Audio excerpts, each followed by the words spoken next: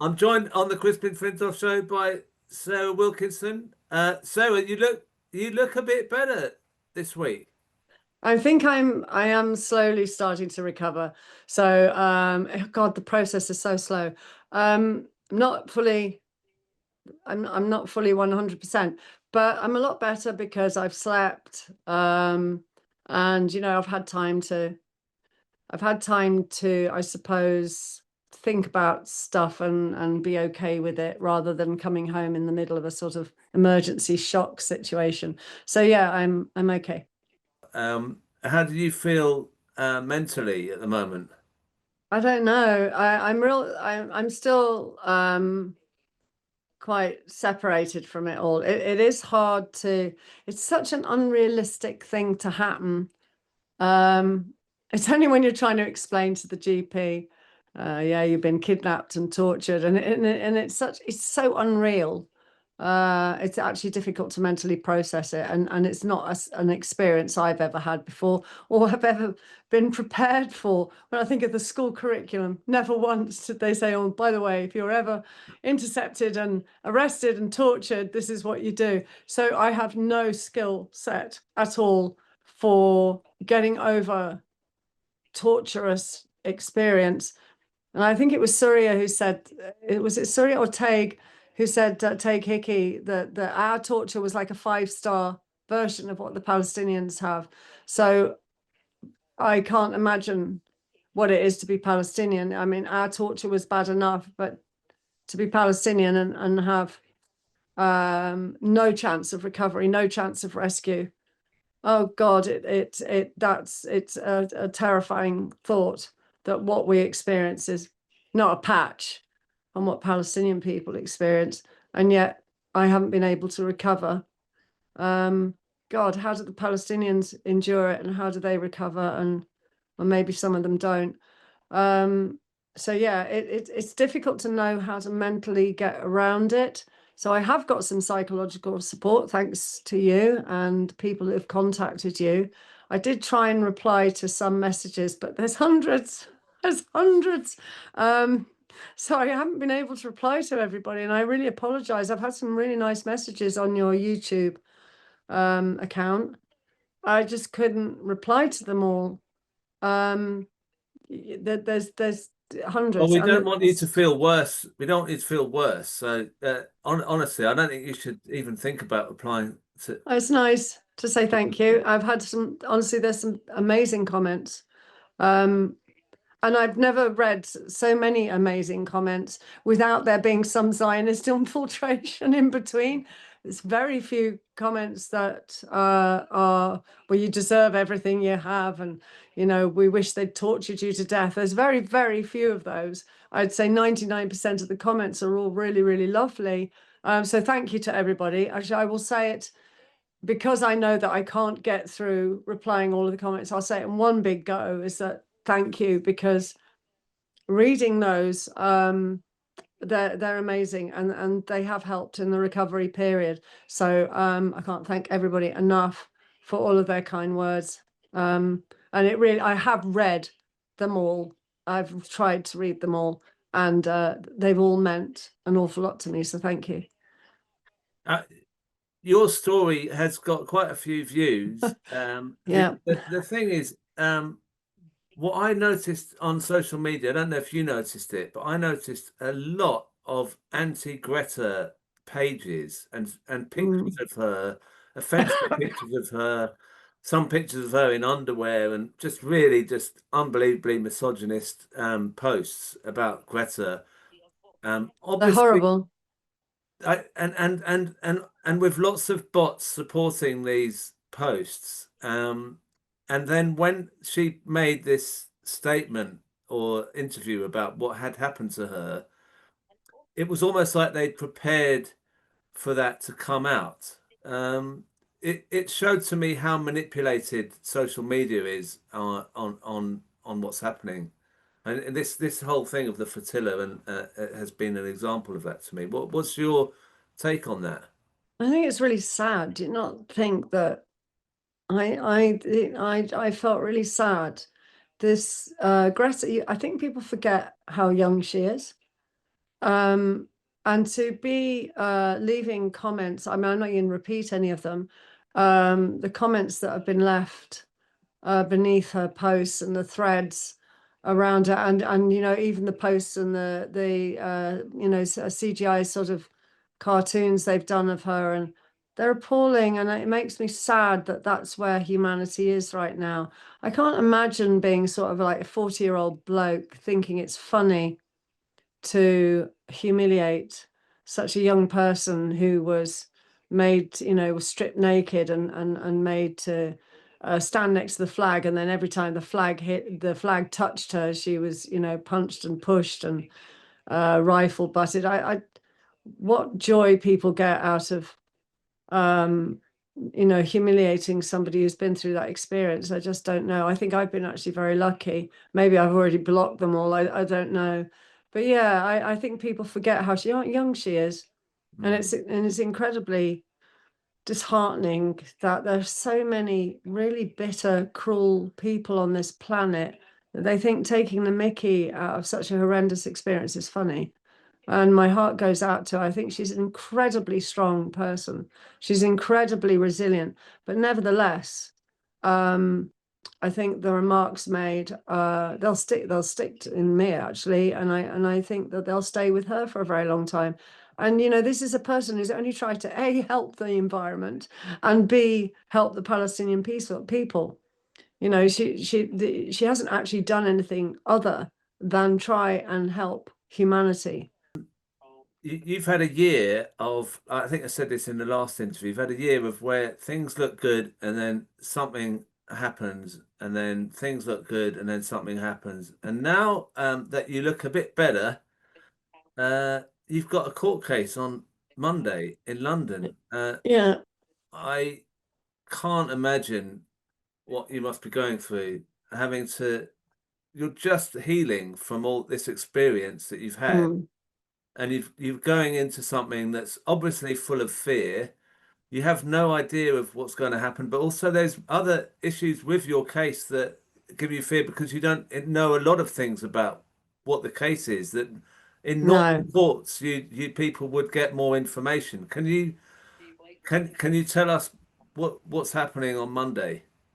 Do you know what? I actually don't know. I don't understand the charges against me. And I felt, okay, there's got to be a clause somewhere in UK law, British law, that says that a defendant has the right to understand their charges before they are asked to plea. And there is. The only thing I could find was Article 6 in the European Convention of Human Rights. But apparently that's going outside of UK waters. But you do have a legal right to understand your charges, and I don't understand them. I have noticed, actually, I've got an email from the solicitors. It's possible they may have presented some explanation. But how do you plea not guilty or guilty when you don't understand the charges? The charges don't make sense.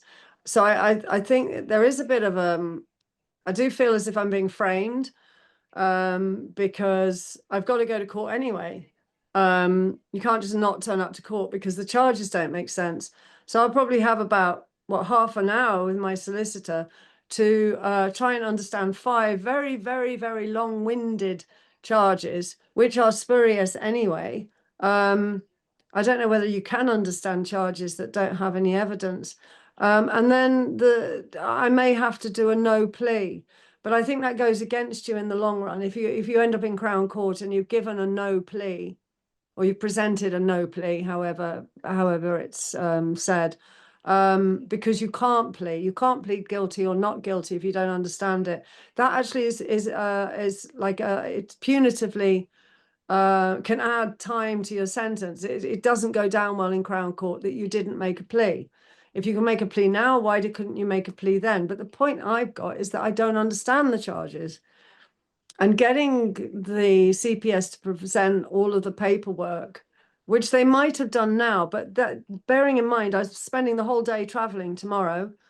And I don't even get to see my solicitor until Monday when I'm due in court. So it doesn't give me any time at all to prepare a case, to prepare the idea that, oh, this charge is this or this is. I don't understand the charges. It's not so much they haven't charged me. The charges don't make sense. I don't know how they can even charge me on one. It's something to do with inciting somebody in my house from Bishop's Castle, from this particular home address.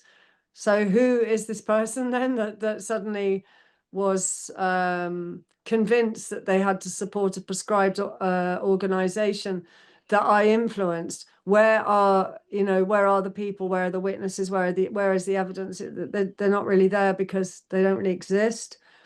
So in some ways, it's a court case made up purely, I think, to silence me.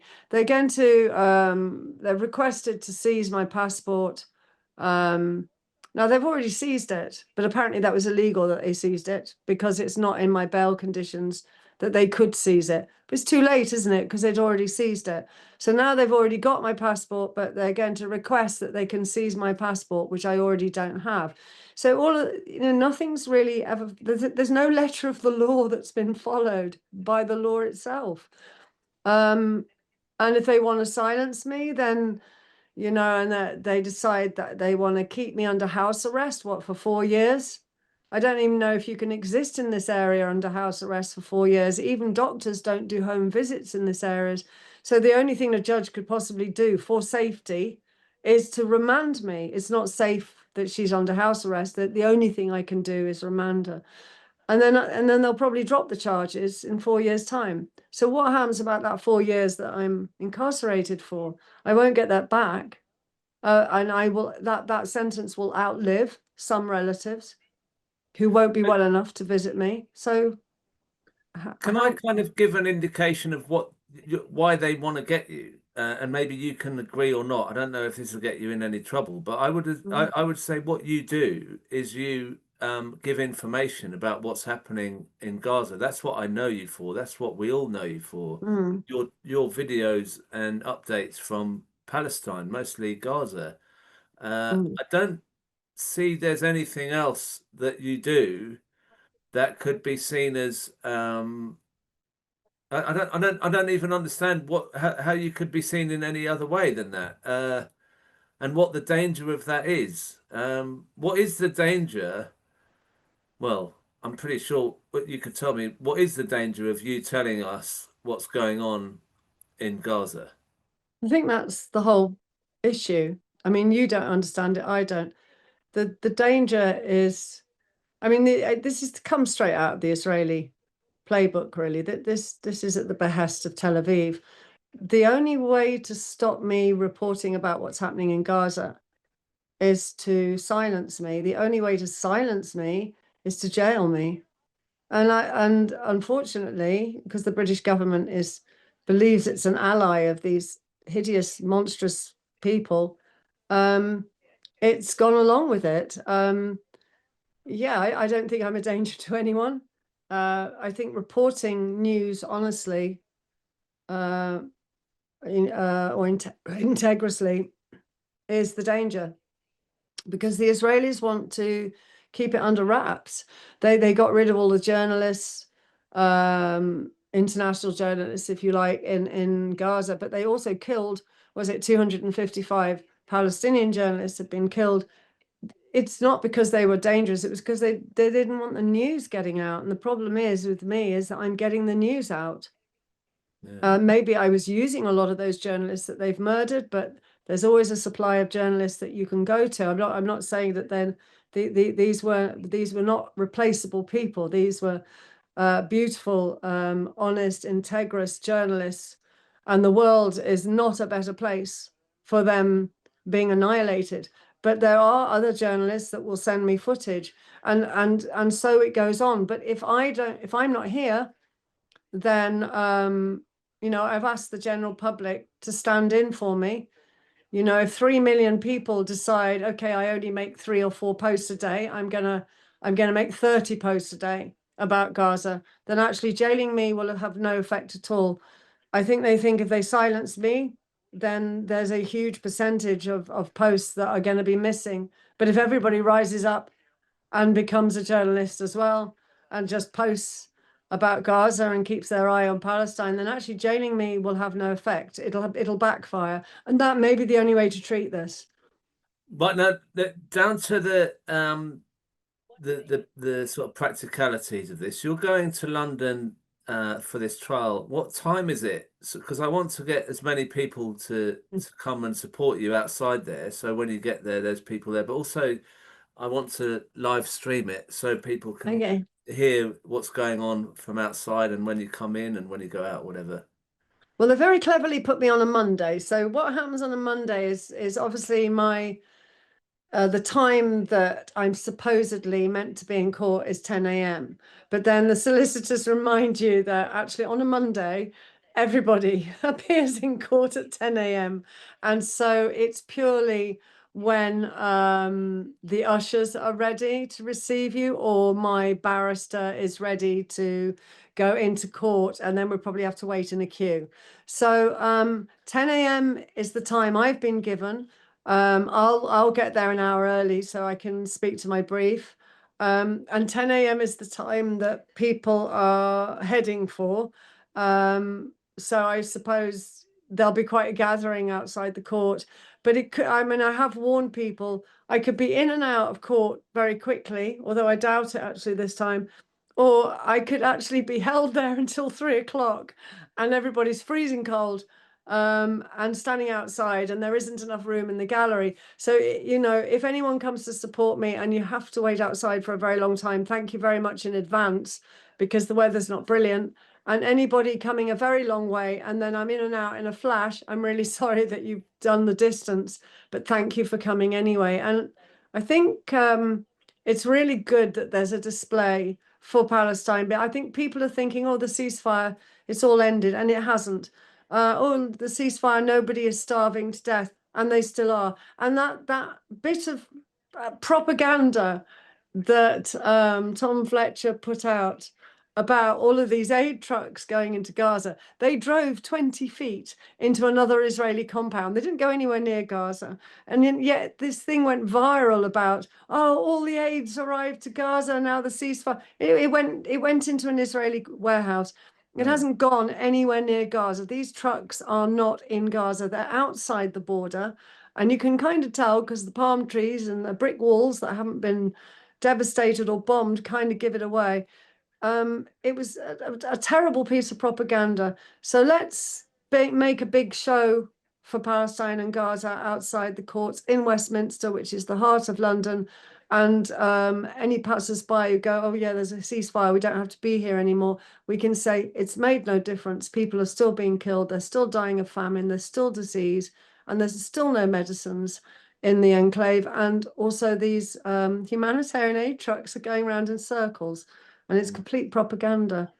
I think it would be great if a lot of people turn up, and I really hope that you are given a really short hearing and they say it's a load of nonsense. Why don't you Yeah, go back to Shropshire and have a rest? yeah, That's I do my too. I that's don't my think hope. it's not. I don't think it's going to happen like that. But yeah, I really, really do hope that the judge has the foresight to realize that this is a complete, this is framing, this is a setup, and this is just a way of silencing me. These charges are not real at all. I really hope I have a good judge, and I'll manage if I don't. But just thank you to people in advance, and thank you for the support I've had up to now. I've got so many bunches of flowers, I don't have enough vases. So I've said to people now, just drop a vase around rather than any more flowers.